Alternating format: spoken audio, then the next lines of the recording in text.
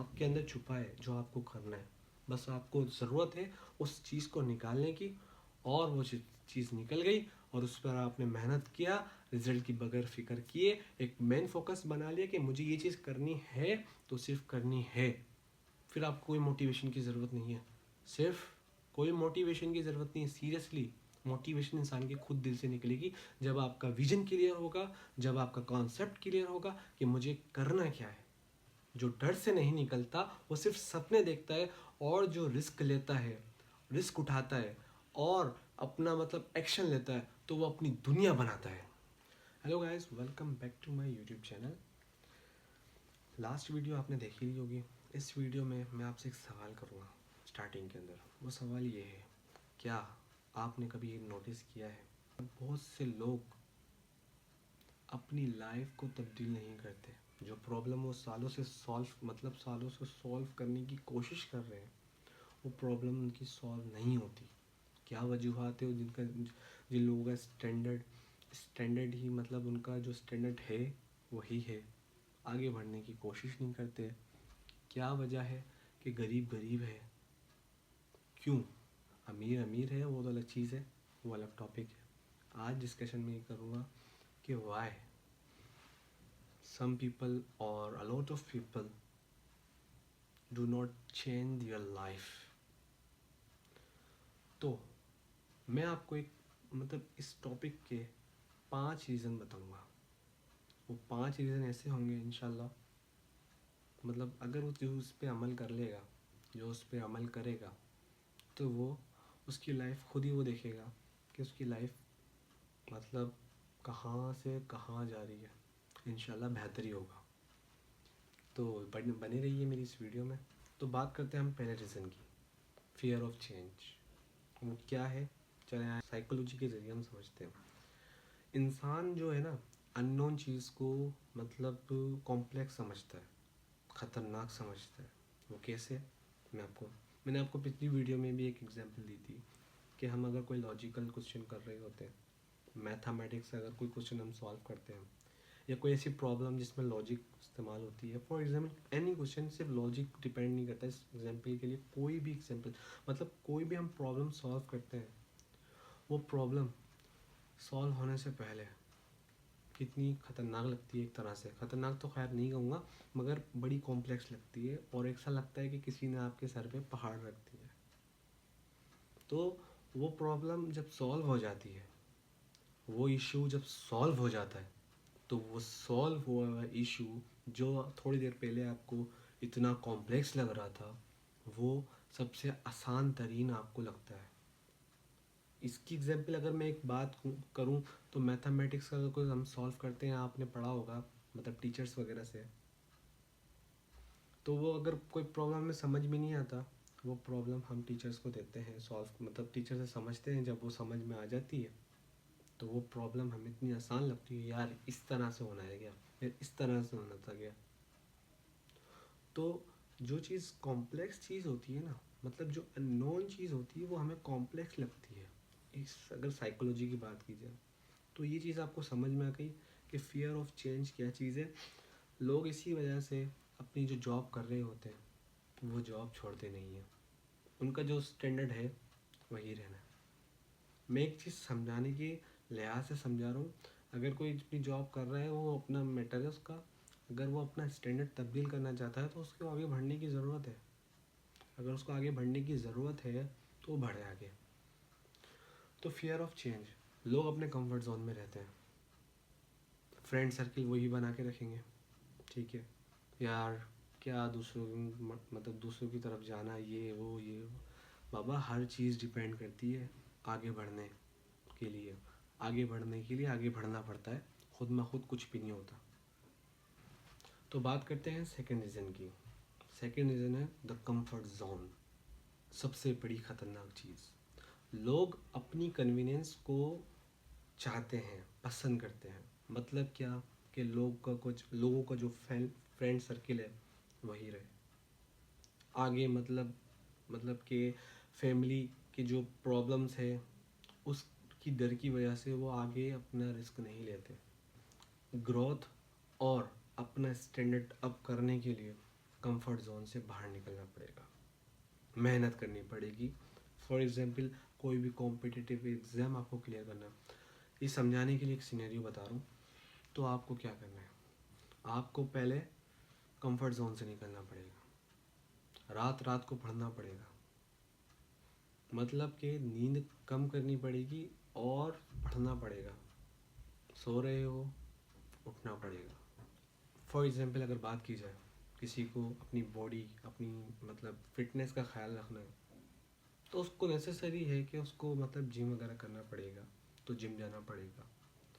अब होता ये है कि यार सुस्ती आ जाती है, अलकसी आ जाती है, यार वेट उठाना पड़ेगा, ये होगा वो होगा, इतनी दूर जाना पड़ेगा। कि भाई अपना कंफर्ट जोन से निकलो। अगर कुछ चाहिए, कुछ हासिल करना है, तो अपने प्लीज़ प्लीज़ कंफर्ट जोन से निकलो। जो लोग कंफर्ट जोन नहीं छोड़ना चाहते, वो सिर्फ वही काम करते हैं जो इजी हो, आसान हो और बिल्कुल रिस्क ना हो। रिस्क की तो उनसे बात ही नहीं करो। Are you understanding? मतलब मैं अगर बात करूँ तो उनसे रिस्क की बात ही नहीं करो जो कंफर्ट जोन के अंदर है।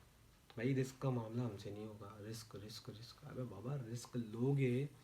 रिस्क दो टाइप के होते हैं। एक, अगर इसकी बात आ ही गई है तो मैं रिस्क को डिफाइन कर देता हूँ। रिस्क दो टाइप के होते हैं। एक होता है कैलकुलेटिव रिस्क और एक होता है अनजाने के अंदर रिस्क। वो नसीब के मान, नसीब मतलब कि कुछ पता ही नहीं है, ठीक है। जैसे लोग, वैसे कहना तो नहीं चाहिए, मतलब शर्त वगैरह लगाते हैं, बाबा कैलकुलेटिव रिस्क लेना है। एंटरप्रेन्योर जो होते हैं वो कैलकुलेटिव रिस्क लेते हैं। तो हमें रिस्क कैलकुलेटिव लेना है कि मेरी इस एफर्ट्स डालने से, मेरा ये कंफर्ट जोन छोड़ने से, मेरे मतलब हर चीज़ कैलकुलेट करके फिर लिया जाता है रिस्क। ऐसे तो मैं आपको नहीं कह रहा कि आप रिस्क लो, वो आपके ऊपर डिपेंड है कि आप कितना इस पर श्योर हैं कि आपको कुछ मिलेगा इस रिस्क लेने से। तो ये आपके ऊपर डिपेंड है, ठीक है। रीज़न नंबर 3, स्ट्रेटेजी और प्लानिंग की कमी। लोगों को मालूम ही नहीं है करना है क्या है। वही बात ना कि प्लानिंग होनी चाहिए रिस्क लेने के लिए भी ना। बगैर प्लान के रिस्क कुछ भी नहीं है। आप ले लो भले रिस्क, कुछ हासिल नहीं होगा। वो नसीब, अल्लाह माशाअल्लाह लग जाए वो अलग बात है, मगर कैलकुलेटिव रिस्क प्लानिंग के साथ, स्ट्रेटेजी के साथ लेना है। फॉर एग्जांपल आपने इस चीज़ नोटिस की होगी कि कोई सी जगह में जाना हो जहाँ का आपको रास्ता नहीं मालूम, आपके ड्राइवर जो चला रहा है, जो साथ है आपको, उसको मालूम है जो गाड़ी चला रहा है, तो आप सोचते हो यार मतलब कहाँ पर है, मतलब इतना लंबा सफ़र हो जाता है, फिर पता ही नहीं चलता कि इतना लंबा सफ़र हो जाता है। एक अजीब सी मतलब होती है ना कि जाना कहाँ है। और अगर आपको पता हो कि कराची से हैदराबाद जाना है, फॉर एग्ज़ाम्पल कराची से हैदराबाद जाना है, तो आपको पता होगा, कैलकुलेट होगा, एक अंदाज़ा आपने डिसाइड कर लिया होगा, एक प्लानिंग आपने क्रिएट कर ली होगी कि यार इतनी देर में मैं पहुंच जाऊंगा। कोई भी कामयाबी हासिल करने के लिए ना, आप अगर आपको दरख्त छड़ना है ना, अगर आपको दरख्त छड़ना है तो आप दरख्त ये नहीं सोचो कि आपको दरख्त छड़ना है, ये सोचो कि मेरा अगला कदम कहाँ पर होगा। पहले पूरा कैलकुलेट करो, मगर फोकस उस पर करो जो आपका पहला कदम होगा। सिर्फ इसी एक ही रीज़न, सिर्फ यही रीज़न है कि जिसकी वजह से आपका कंफर्ट जोन छूट सकता है। भाई एक फोकस बना लो। और आपने ये तो सुना होगा, छोड़ दे बेटा तुझसे नहीं होगा। ये आपने बार बार सुना होगा। सबसे बड़ी चीज़, सबसे बड़ी चीज़ सोसाइटी का प्रेशर। चौथा रीज़न हमारा यही है, द इन्फ्लुएंस ऑफ सोसाइटी। मतलब हम लोगों की बातों में इतना आ जाते हैं कि भाई हम अपना जो मकसद है वही भूल जाते हैं। बाबा मेरा मकसद क्या है ये हमें मालूम होना चाहिए। लोग क्या कहते हैं भाड़ में जाए, I don't care about it. Seriously छोड़ दो। जो आप कर रहे हो, अगर आप सही कर रहे हो, हक हलाल कर रहे हो, तो सिर्फ उस पर फोकस करो और छोड़ दो अल्लाह रब्बुल इज़्ज़त पर, जिसको आप मानते हो, जिस पर आपका तवक्कुल है। छोड़ दो उसको। इंशाल्लाह ऐसा बेहतर होगा, ऐसा बेहतर होगा। आप खुद करो, आप खुद कहोगे यार किस तरह से रास्ते बन गए। वो है ना कुरान की एक आयत कि मैं तुम्हें वहाँ से दूंगा मफ़हूम बता रहा हूँ शायद का, शायद है भी या नहीं, मैंने सुना है कि मैं तुम्हें वहाँ से दूंगा जहाँ से तुम्हारा गुमान भी नहीं होगा। तो ये हमारा बिलीव होना चाहिए, एक फेथ होना चाहिए। लोगों की बातों को छोड़ दो भाई, लोगों का काम है बात करना। अगर कामयाब हो जाओगे ना, एक कॉन्सेप्ट समझाता हूँ, अगर आप कामयाब हो जाओगे ना, जो आपको कहते हैं कि बेटा नहीं होगा, वही सबसे पहले आएंगे, बेटा सेल्फी प्लीज़, यार आपने कैसे कर लिया। और एक चीज़ माइंड में रख लो, कीप इन माइंड, लोग स्ट्रगल को पसंद नहीं करते, सिर्फ रिजल्ट को पसंद करते हैं। ये एक आप बना लो जहन के अंदर। अगर आपने ये चीज़ जहन पे बना ली ना कि लोग मेरे रिजल्ट जो मुझे मिलेगा इंशाल्लाह अल्लाह ने चाहा, तो वो मुझे, जब वो लोग वो देखेंगे ना, तो लोगों को खुद मुंह बंद हो जाएगा। तो लोगों की टेंशन लेने की ज़रूरत ही नहीं है, आगे बढ़े, जो कर रहे हैं करते रहें। अगर हक हलाल कर रहे हैं, जो कर रहे हैं करते रहें, और छोड़ दें अल्लाह रब्बुल इज़्ज़त की ज़ात पे। इंशाल्लाह ऐसा आपको मिलेगा कि जहाँ से आपका गुमान भी नहीं होगा। ये भाई आजमाई हुई बात है। मैं ऐसे कोई लेक्चर वगैरह की दे मतलब एक बात मतलब एक होता है ना, गर्मी पैदा करने के लिए, अपनी वीडियो की हॉटनेस पैदा करने के लिए मैं ये अल्फाज नहीं कह रहा। सीरियसली अल्लाह तुम्हें वहाँ से देगा जहाँ से तुम्हारा गुमान भी नहीं होगा। अल्लाह तुम्हें वहाँ से देगा, सीरियसली अल्लाह तुम्हें वहाँ से देगा जहाँ से तुम्हारा गुमान भी नहीं होगा। सीरियसली यार, मैं कब से मेहनत कर रहा हूँ, मुझे अभी तक रिजल्ट नहीं मिला यार। मतलब मैंने इतनी मेहनत की, इतना स्ट्रगल किया, मुझे अभी तक रिजल्ट नहीं मिला। ये सबसे बड़ी मायूसी है, और मायूसी बड़ी ख़तरनाक है भाईजान। आप रिज़ल्ट को मत देखो, रिज़ल्ट को अगर देखोगे ना, तो आप कदम कदम पे डीमोटिवेट होगे, और डीमोटिवेट इंसान को ख़त्म कर देती है। तो हमेशा मोटिवेट रहो, रिज़ल्ट को छोड़ दो, जो कर रहे हो वो करते रहो, और अल्लाह पे छोड़ दो। तुम्हारा गुमान भी नहीं होगा, वो वहाँ से तुम्हें अता करेगा। समझ में आ रही है मैं क्या कहना चाह रहा हूँ? मतलब लोगों की अगर बात की जाए, जो लोग चेंज नहीं करते अपनी ज़िंदगी में, वो सिर्फ ये चाहते हैं कि यार बस मैं स्मॉल स्टेप लूँ और मुझे बिग रिजल्ट मिले। ये हमेशा नहीं होता भाई, ये रियल वर्ल्ड के अंदर नहीं होता। नसीब की बात अलग है, रियल वर्ल्ड में नहीं होता भाई। अगर रियलिस्टिक बात करनी है, लॉजिकल बात करनी है, करे, तो ये बिल्कुल भी नहीं होगा। आपको करना पड़ेगा, आपको बिग एफर्ट्स डालनी पड़ेगी। जितने भी बड़े बड़े आप नाम ले लें, जितने भी बड़े बड़ों का जो आपके जहन के अंदर है ले लो, और जो जानने वाले हैं उनके करीब जाके कहो कि भाई आप इस स्टेज पे पहुँचे हैं, आपने कितनी स्ट्रगल की है, कि आपको ओवरनाइट ही, मतलब एक ही रात के अंदर आपको मिल गई कामयाबी। इतना तो आप भी कॉमन सेंस रखते हैं यार, कि एक दिन में नहीं होता कुछ भी, स्ट्रगल करनी पड़ती है।